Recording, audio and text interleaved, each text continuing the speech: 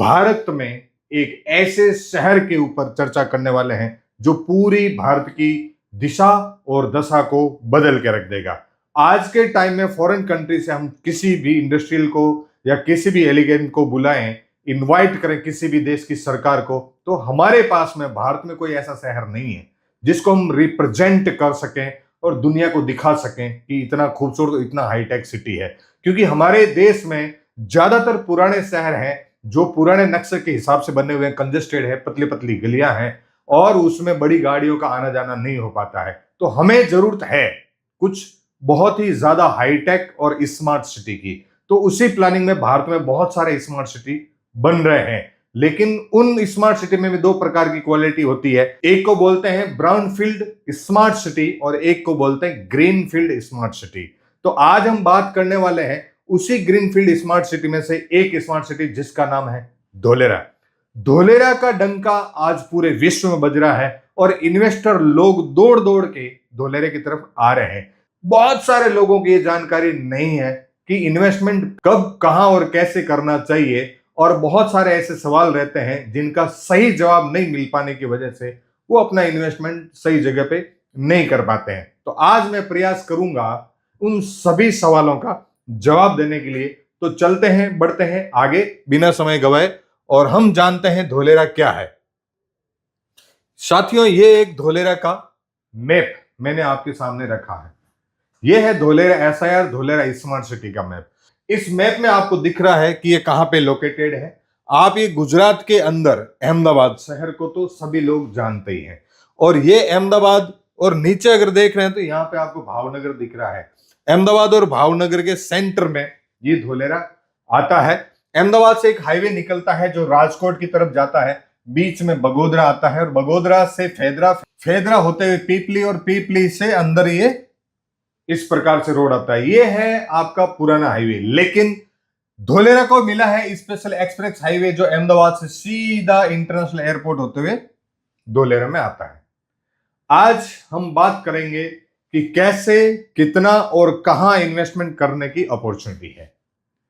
तो इस मैप को अगर आप समझेंगे तो धोलेरा में आप देख रहे हैं कि जैसे जहां से धोलेरा शुरू होता है ठीक उससे पहले ये इंटरनेशनल एयरपोर्ट आ रहा है। यहां पे मैं मार्क करके दिखा देता हूं, ये है इंटरनेशनल एयरपोर्ट।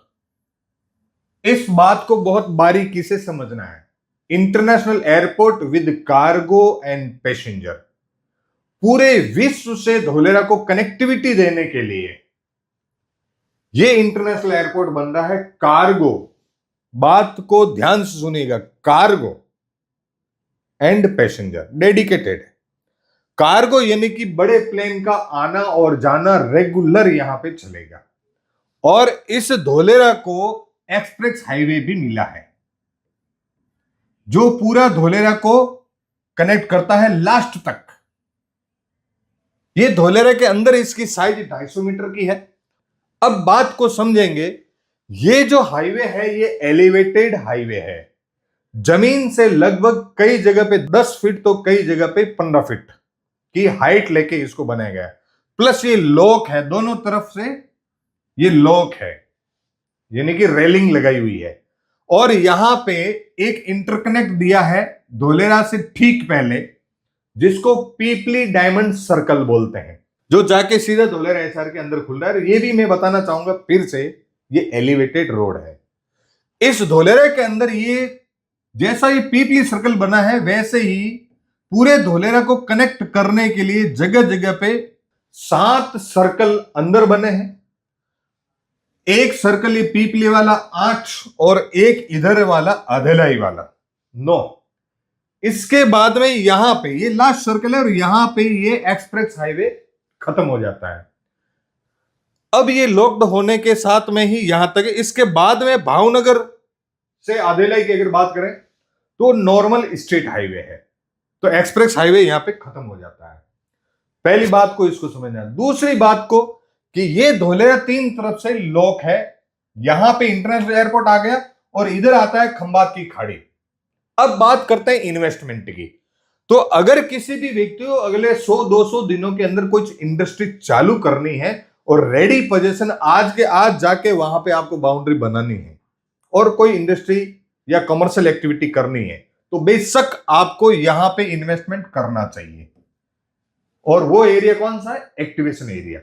एक्टिवेशन एरिया के अंदर आप इन्वेस्टमेंट करने जाएंगे तो आपको बजट की जरूरत पड़ेगी लगभग 10 CR प्लस, 10 करोड़ से ऊपर का आपका बजट होना चाहिए, क्योंकि यहां पे लैंड पार्सल बड़े हैं, 10,000, 12,000, 15,000 यार्ड का लैंड पार्सल मिलेगा।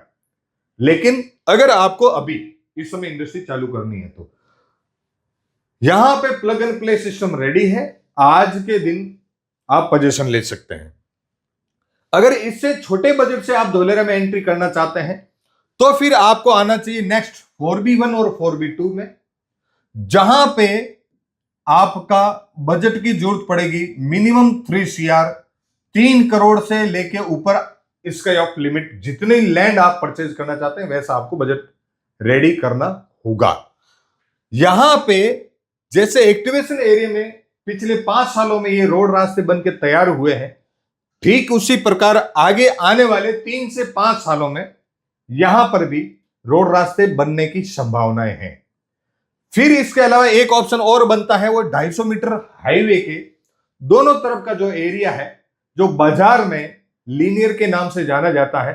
तो इस एरिया में भी अगर आपको किसी भी प्रकार का इन्वेस्टमेंट करना है तो आपको बजट की जरूरत पड़ेगी वही 3 से 5 करोड़, 7 करोड़, 10 करोड़, ऊपर आप मर्जी आए जितना कर सकते हैं। और डेवलपमेंट की मैं जहां तक बात करूं तो जो एक्टिवेशन एरिया का डेवलपमेंट हुआ और सेकंड टेंडर हुआ, ठीक उसी प्रकार से ये जो 250 मीटर का हाईवे है, जहां पे मैंने गोले बना के 7 जंक्शन बनाए हैं, आज के टाइम की कंडीशन ये है कि सातों के सातों जंक्शन बन के रेडी हो चुके हैं।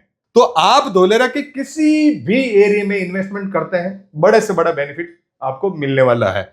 तो मैंने ये 3 एरिया बताया, बाकी बचा जो फ्यूचर डेवलपमेंट एरिया है, वहां पे आप किसी भी प्रकार का इन्वेस्टमेंट करें तो मिनिमम आपको 2 करोड़ से ऊपर का बजट तो चाहिए चाहिए। तो ये हुआ धोलेरा SIR के अंदर की बात।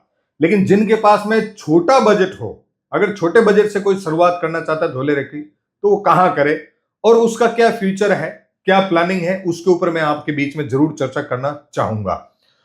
ये जो धोलेरा का मैप को देखेंगे, ये जो धोलेरा का मैप आपको नजर आ रहा है, इसमें कुछ चीजें मैं आपको दिखाना चाहता हूं। सबसे पहले इंटरनेशनल एयरपोर्ट, दूसरा ये खंबात की खाड़ी, और आप देख रहे हैं ये CRZ है, यहां पे मैप के अंदर ही दिखा रखा है, ये देखिए CRZ कोस्टल रीजनल जोन। यहां पे किसी प्रकार का डेवलपमेंट नहीं होगा। ये जो डायरेक्ट पट्टी दिखा रखी रिसोर्ट एंड टूरिज्म जोन है, ऊपर से लेके नीचे तक आप देखेंगे तो एक डायरेक्ट पट्टी दे रखी है। यहां से धोलेरा सिटी डेवलपमेंट है, इससे आगे की डेवलपमेंट की परमिशन गवर्नमेंट ने नहीं दी है। क्लियर? और नीचे जो आ जाता है सी पोर्ट और समुद्र आ जाता है। तो ये मैं जो बात आपको लेके आ रहा हूं जिस तरफ आपको, वो बात ये है कि ये सिटी 3 तरफ से लॉक है, ये सिटी इधर आगे नहीं बढ़ेगा। क्लियर? अब जब इधर नहीं बढ़ेगा तो किधर बढ़ेगा, ये एक सवाल होता है।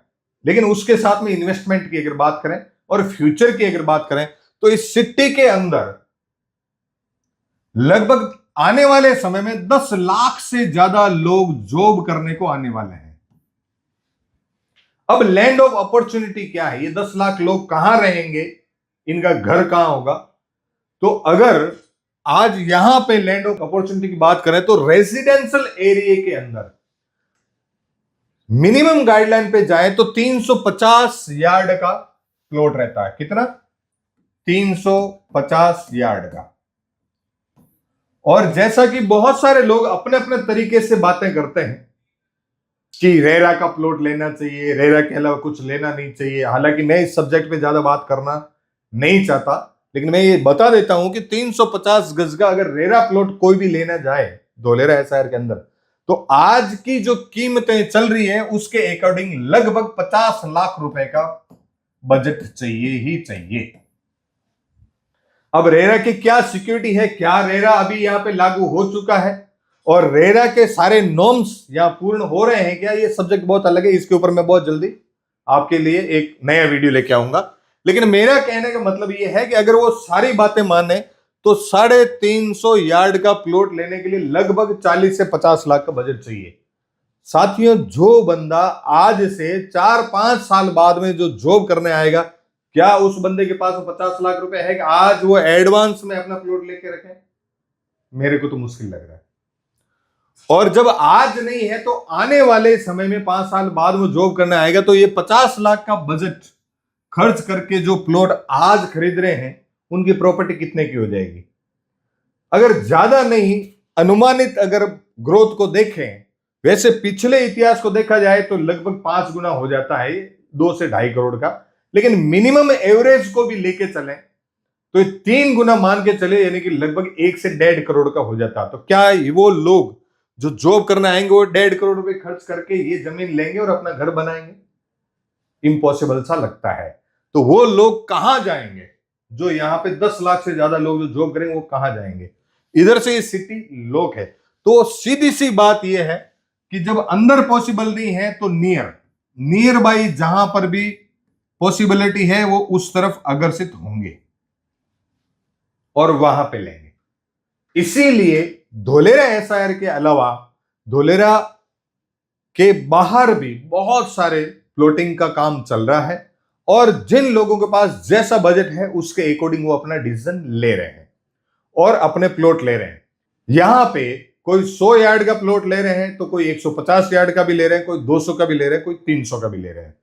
तो इस साइड में ये सिटी आगे बढ़ेगा और बढ़ने के और भी कई सारे कारण हैं।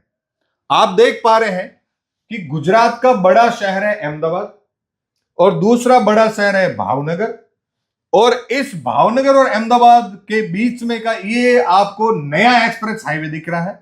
लेकिन एक पुराना हाईवे भी है जो फेदरा पीपली होके यहीं से जा रहा था और उसके साथ में एक हाईवे है जो धांधुका होके जाता है। बात को समझने का प्रयास करेंगे कि ये जो 2 हाईवे चल रहे हैं, इन दोनों के बीच में की अगर डिस्टेंस देखी जाए, एक बड़े शहर से दूसरे बड़े शहर को जाने वाला ये जो हाईवे, इनकी डिस्टेंस को देखा जाए तो इसके बीच में मात्र कहीं 15, कहीं 20 तो कहीं 25 किलोमीटर का गैप है। मैं अगर ये बोलूं कि एक बार के लिए धोलेरा को भूल भी जाइए तो एक बड़े शहर से दूसरे बड़े शहर को कनेक्ट करने के जो 2 स्टेट हाईवे उनके बीच में की डिस्टेंस मात्र 20 किलोमीटर की है, तो बीच के एरिया का डेवलपमेंट कैसा होगा? बहुत बड़ा सोचने वाला विषय है। वो कंडीशन तो थी ही, सोने में सुहागा।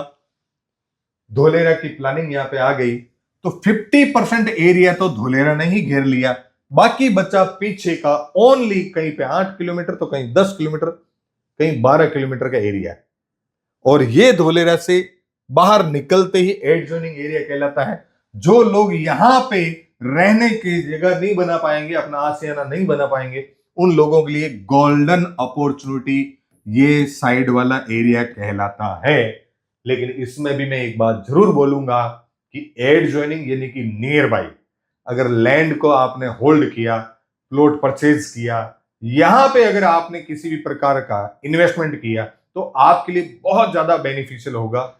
दायरा को अगर चुने तो आप धोलेरा के नियर बाई 1 से 2 किलोमीटर के अंदर के दायरे को चुनेंगे तो आप बहुत ज्यादा बेनिफिट में रहेंगे। तो उसको लेके ही हमारे बहुत सारी प्लानिंग यहां पे चल रही है, बेच रहे हैं, खरीद रहे हैं, सब कुछ चल रहा है और बहुत अच्छी ग्रोथ भी ले रहे हैं। अब यहां पे जब जाएं तो एक क्वेश्चन तो जरूर खड़ा होता है, आपके दिमाग में भी एक क्वेश्चन जरूर आया होगा कि यहां पे हम कौन सी लोकेशन को चुने। तो दोस्तों, इन्वेस्टमेंट का हमेशा फॉर्मूला ये काम करता है कि जिस एरिया को हम चुने उस एरिया के सारे पॉइंट वो चुने, की पॉइंट चुने, यूएसबी चुने, सबसे बड़ा ग्रोथ हमारे को कहां पे मिलने वाला है। जहां तक मैंने इसका सर्वे किया तो मैंने पाया कि इसके आजू बाजू में ये जो हाईवे चल रहा है, हाईवे के अलावा भी बहुत सारी चीजें इस मैप में ही दिख रही है आपको। मैं क्लियर करके आपको दिखाना चाहूंगा कि इस मैप में भी बहुत सारी चीजें दिख रही है। अगर हम ऊपर से देखने जाएं तो यहां पे आपको जस्ट धोलेरा के बाजू में एक की पॉइंट दिख रहा है, वो है इंटरनेशनल एयरपोर्ट। और इंटरनेशनल एयरपोर्ट को मैंने बता दिया पहले आपको, कार्गो एंड पैसेंजर है। तो मेरे हिसाब से व्यक्तिगत मैं राय ये दूंगा, कार्गो यानी कि बड़े प्लेन चलेंगे तो नॉइज पोल्यूशन भी बड़ा होगा। और एयरपोर्ट से अगर अपने स्वास्थ्य का ख्याल रखना है तो मिनिमम ऐसे एयरपोर्ट से 10 से 15 किलोमीटर डिस्टेंस में ही रहना चाहिए। इसके अलावा यहां पर मुझे कुछ खास चीजें नजर नहीं आई, लेकिन इसी मैप में यहां पे मैंने जब ध्यान दिया तो एक पाया कि यहां पे एक नेशनल पार्क बना हुआ है जिसका नाम है ब्लैक बक सेंचुरी। यहीं पे मैंने पाया कि सी लिंक रोड भी बन रही है। यहीं पे मैंने पाया कि यहां पे भावनगर का बहुत बड़ा सी पोर्ट भी है, और यहीं पे मैंने पाया कि निरमा केमिकल भी है। यहीं पे मैंने पाया कि रिलायंस ने भी लैंड होल्ड किया। यहां दूसरी तरफ और पाया कि यहां पर भी रिलायंस ने लैंड होल्ड किया है। और तो और यहां पे मैंने देखा कि एक बहुत बड़ा पर्यटक स्थल भी है, सालंगपुर बालाजी का मंदिर भी इस तरफ लगभग आ रहा है। तो कुल मिला के ऐसी कुछ चीजें दिखाई दी तो मेरा मन किया कि क्यों नहीं मैं आपको ये पूरी जानकारियां दूं। तो आइए अपन चलते हैं आगे की स्लाइड पे, जहां पे और कुछ चीजें समझने का हम प्रयास करेंगे। अब बात कर रहे हैं यहां पे, तो एयरपोर्ट के अलावा कुछ मुझे तो दिखाई नहीं दिया, लेकिन क्योंकि आज अहमदाबाद से सीधा धोलेरा में घुसने का ये एक्सप्रेस हाईवे जो है इधर से है, तो सब लोगों का फोकस बनता है कि हमें इधर जाना चाहिए क्योंकि आज हमारी कनेक्टिविटी इधर से। लेकिन साथियों पूरा भारत किधर से जुड़ रहा है धोलेरा से, वो भी हमें देखना है। ये मैं आपको बता रहा हूं अपोजिट साइड का, जहां पे आप देखेंगे तो ये पूरी यूएसबी आपको यहां पर नजर आ रही है। कल्पसर डैम, कल्पसर डैम इधर है। आप यहां देखेंगे सी लिंक रोड इधर है।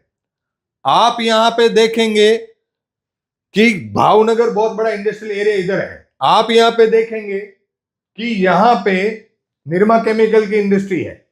आप यहां देखेंगे कि आपको ब्लैक बक सेंचुरी इधर मिल रही है। आप यहां पे देखेंगे तो बहुत सारी चीजें जो है यहां पे आकर्षित करने वाली मिल रही है। और आगे की स्लाइड में मैं आपको दिखाना चाहूंगा, ये एक मैप है जो पूरे भारत का है, और इस पूरे भारत में यहां पे ये बसा हुआ है अपना गुजरात। और इस भारत में समुद्री सीमा बहुत बड़ी लगती है। समुद्री सीमा यानी कि सी पोर्ट की लाइन लगी हुई है। ये जितने भी सी पोर्ट हैं, यहां पे किसी भी प्रकार का आदान प्रदान होता है यानी कि ट्रांसपोर्ट का काम होता है। तो अगर इस गुजरात की तरफ जाना है तो इन सबको ये रास्ता अपनाना ही पड़ता है। और इस रास्ते में अपन देखेंगे कि ये सब लोगों को घूम के इधर से इधर जाना पड़ता है, चाहे यहां से आ रहे हैं, चाहे यहां से आ रहे हैं, चाहे यहां से आ रहे हैं, और चाहे इधर से है, चाहे इधर से, चाहे इधर से है, चाहे इधर से है, क्योंकि बीच में खंबात की खाड़ी आ जाती है।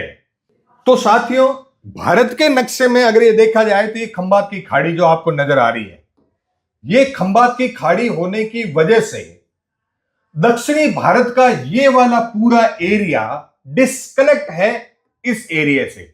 और यहां पे दुनिया भर के पोर्ट बने हुए हैं, बड़े बड़े। यहां पे ज्योतिर्लिंग की भी बात कर लें तो यहां पे है, बड़े बड़े तीर्थ स्थल की अगर बात करें जैसे द्वारिका की बात करें तो यहां पर है, सोमनाथ जी की बात करें तो यहां पर है। और लोगों को यहां तक आने के लिए ये इतना घुमाव लेके आना पड़ता है।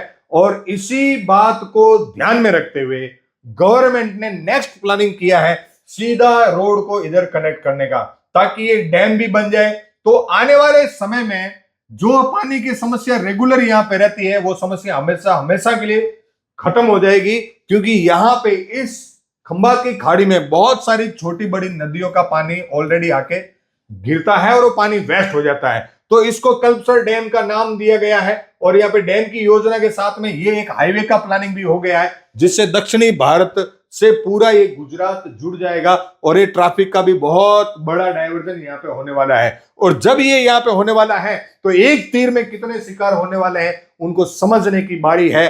नंबर 1, पानी की व्यवस्था हो जाएगी। एक बार ये डैम भर गया तो 4 साल रेगुलर पूरे गुजरात को ये डोमेस्टिक और इंडस्ट्रियल और फार्मिंग खेतीबाड़ी का पानी सप्लाई कर सकता है। नंबर 1। नंबर 2, सबसे बड़ा बेनिफिट जो मिलने वाला वो ये भी है कि यहां पे सबसे बड़ा टूरिज्म स्पॉट बनेगा, क्योंकि ऑलरेडी यहां पे मैंने आपको बताया कि एक national park blackbuck sanctuary के नाम से बना हुआ है।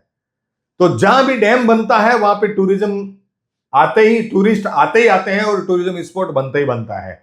तो ये बहुत बड़ा टूरिज्म स्पॉट बन जाएगा, तो यहां पे पब्लिक आएगी।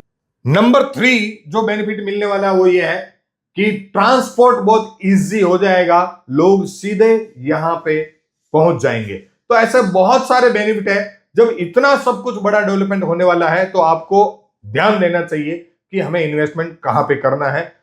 ऐसी बहुत सारी चीजें हैं जो हमें इस लोकेशन पे आकर्षित करती है। ये भावनगर यहां पे है, ये धोलेरा यहां पर है, और ये दहेज यहां पर है, और बीच में गल्फ ऑफ खंबात है। और ये जो गल्फ ऑफ खंबात होने की वजह से इतना ट्रैवलिंग करके दक्षिणी भारत या दक्षिणी गुजरात के लोगों को इधर का इतना लंबा ट्रांसपोर्ट और ट्रैवलिंग करना पड़ता है, जिसमें समय और पैसा दोनों बर्बाद होता है। लेकिन इन्हीं परिस्थितियों को देखते हुए गवर्नमेंट ने एक प्लानिंग किया कि इधर से इधर ये एक हाईवे बना दिया जाए, इधर से इधर ये एक हाईवे बना दिया जाए। तो इसके कितने बड़े बेनिफिट हो सकते हैं वो मैं आपको यहां पे दिखाने का प्रयास कर रहा हूं। अगर ये हाईवे बन जाता है तो पूरा देश, दक्षिणी भारत पूरा इधर से कनेक्ट हो जाता है, और ये जब कनेक्ट हो जाता है तो पूरा ट्रांसपोर्ट इधर होता है। तो इस एरिया की बहुत ज्यादा डिमांड आने वाले समय में आने वाली है, क्योंकि यहां पे जो कनेक्टिविटी मिलेगी जिसकी वजह से ये इतना जो भ्रमण है वो नहीं करना पड़ेगा, इतना घूमना नहीं पड़ेगा, पूरा का पूरा ये हाईवे बनेगा। एक हाईवे बनने की वजह से यहां पे ट्रांसपोर्ट बहुत ज्यादा आसान हो जाएगा, पूरा भारत इधर से जुड़ जाएगा, और भारत जुड़ने के साथ में ही इस एरिया की लोकेशन जो है वो बहुत हाईली डिमांड में आने वाला है। ये जो प्लानिंग होने की वजह से इधर का डिमांड कितने बड़े लेवल का होने वाला है, कितने बड़े लेवल का यहां पे विकास होने वाला है, वो बता रहे हैं माननीय प्रधानमंत्री जी। अब वो दिन दूर नहीं होगा, अहमदाबाद से धौलेरा भावनगर पूरा क्षेत्र विकास की नई नई ऊंचाइयों को प्राप्त करने वाला है। ये एक भावनगर की रैली थी जिसमें ये प्रधानमंत्री जी के कुछ शब्द थे कि इधर भावनगर से लेके अहमदाबाद तक के पूरे क्षेत्र का विकास किस लेवल पे होने वाला है।